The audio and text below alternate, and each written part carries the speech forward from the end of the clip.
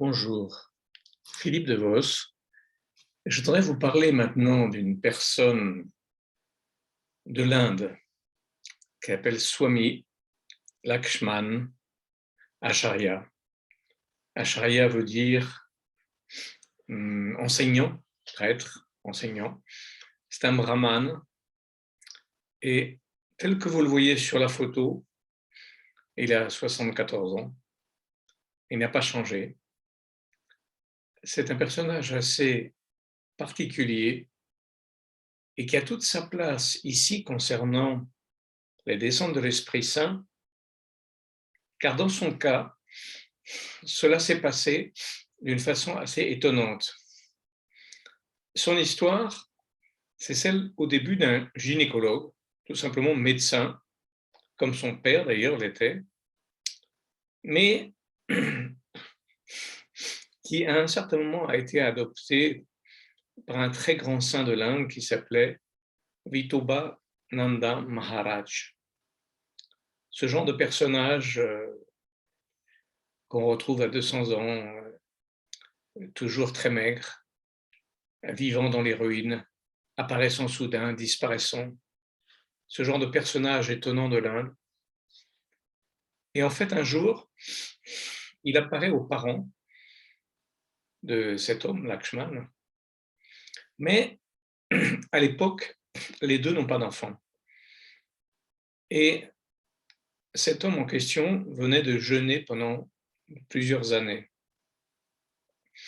Et la mère, ou plutôt la future mère de Lakshman, donne à ce sage du lait et lui dit: « Je vais te récompenser, fais un souhait. » Elle dit: « Écoutez, non, je vous ai donné ça tout simplement, naturellement. » Et le père qui était là aussi, enfin le futur père, dit: « Écoutez, nous avons un problème, nous n'avons pas d'enfant. Notre prière, ce serait que nous ayons un enfant. » Alors le saint dit: « D'accord, vous aurez un enfant qui sera un homme de Dieu, mais ce que je vous demande, c'est que vous me l'ameniez et qu'il puisse être aussi mon fils spirituel quand il va grandir. » Et les parents acceptent, bien sûr. Et très peu de temps après, la femme donc tombe enceinte et petit à petit après, le jeune enfant, Lakshman, va apparaître et va grandir. Il va grandir, de temps en temps, il ira voir ce gourou que les parents lui présenteront. Et puis il va grandir, il va faire son service militaire et il va devenir médecin et même précisément gynécologue, responsable de l'hôpital Gandhi. Et voilà qu'un jour, il décide d'aller voir son maître en lui disant: « Écoutez maître, j'ai un problème aujourd'hui. » Alors il arrive avec sa moto, son costume blanc, sa chemise rouge avec sa cravate, patron d'hôpital, et il dit à son maître: « Écoutez, aujourd'hui j'ai 3 enfants qui risquent de naître par le siège, je suis un peu inquiet. » Et le maître, que l'on ne discute pas en Inde, lui dit: « Non, ne t'inquiète pas, ces enfants vont naître très bien. D'ailleurs, c'est tes assistants qui vont s'en occuper, car aujourd'hui, c'est ta naissance à toi. » Lui est stupéfait, mais encore une fois, c'était son père adoptif, celui dont on connaît tous les charismes et dont il savait, lui, que c'est grâce à sa bénédiction que ses parents avaient obtenu un enfant, lui. Donc, il ne dit rien.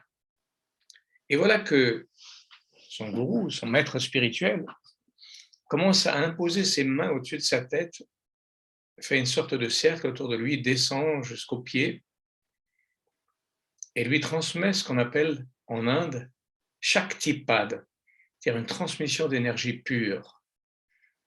Et voilà que lui tombe en extase. En réalité, il va se réveiller 15 jours plus tard de cette extase, à peu près à 30 kilomètres de là où il était parti. Il ne sait même pas comment il se trouve dans cette forêt. Des gens lui donnent à manger. Quand il se réveille, avec des habits légèrement déchirés, etc., pas changés depuis 15 jours, il dit: «Mais que m'est-il arrivé?»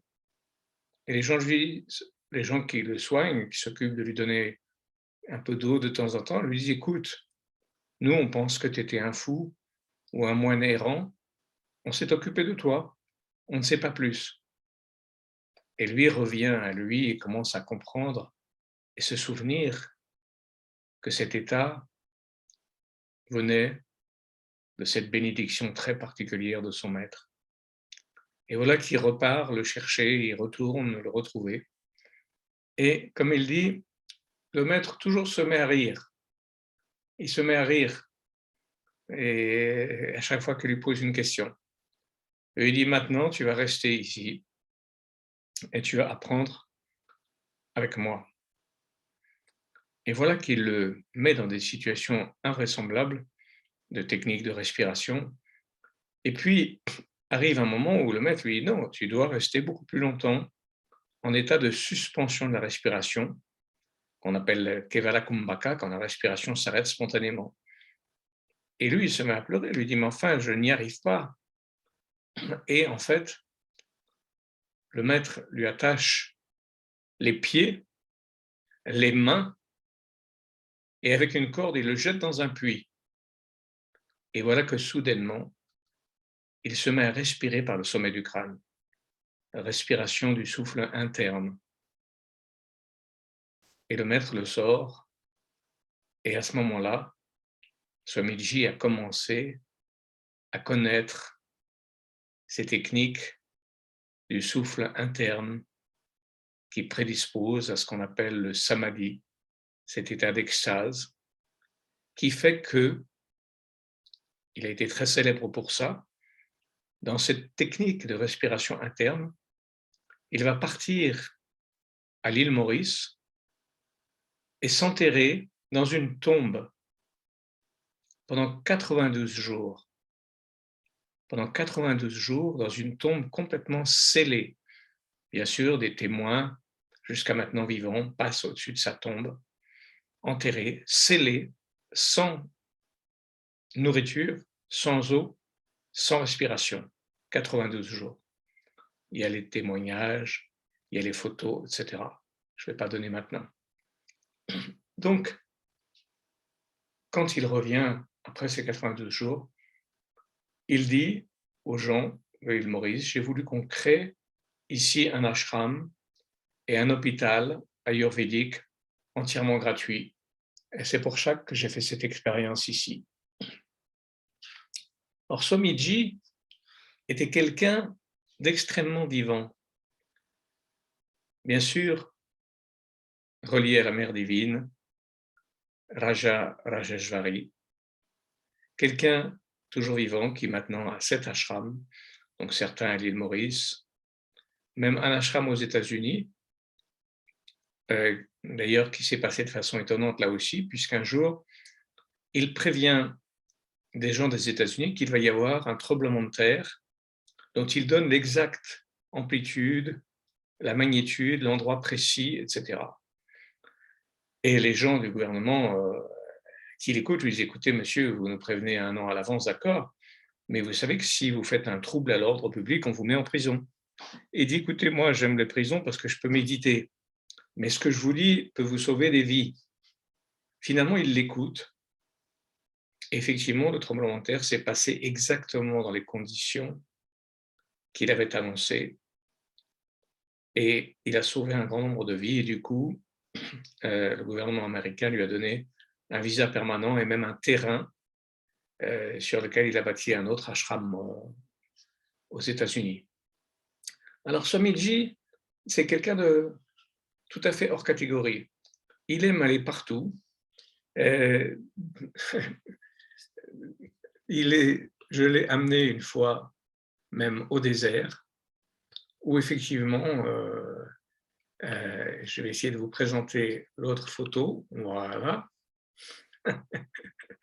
Je trouvais ça extraordinaire qu'il ait accepté d'aller dans ces conditions justement, au désert et il était tout heureux avec les chameaux, car c'est quelqu'un qui ne se pose pas de problème sur les différents endroits où il va, quelqu'un qui est toujours vivant, toujours adapté à toutes les situations, que ce soit à Paris, aux Champs-Élysées, ou que ce soit un jour où je l'ai amené à Ibiza. Dans toutes les conditions, il est ce maître spirituel qui soigne des gens, qui donne continuellement, gratuitement, sans demander rien du tout, avec toujours cette joie particulière qui est la sienne et de cette sorte de jeunesse éternelle qu'il garde. Bien sûr, il est ce maître de l'Ayurveda, il a connu aussi les voies de l'alchimie en Inde et j'ai trouvé que ce personnage qui avait reçu ce souffle de ce qu'on appelle Shaktipat, cette forme de l'Esprit Saint, était très particulier et qui méritait d'avoir sa place aussi dans ces personnages marqués par l'Esprit Saint. Vous en trouverez à son sujet beaucoup plus dans mon livre sur les manifestations de l'Esprit Saint et peut-être aussi sur les vidéos que je vais commencer à lancer dans mon site web plus développé. Mais voilà, c'est une première petite bulle sur YouTube qui vous présentait un personnage hors du commun, toujours vivant, dont l'ashram principal est à Tirupati. Et voilà, pour cette fois-ci, la fin de cette petite vidéo. Le voilà encore dans une autre situation, là en France, à Nîmes, où il pratiquait un puja, c'est-à-dire le fameux feu védique et une pratique qui, dit-il, soutient l'énergie de la vie tout autour, puisque c'est un grand protecteur de la nature aussi. Voilà, pour cette fois-ci. Merci de m'avoir suivi encore sur ces petits messages et à bientôt.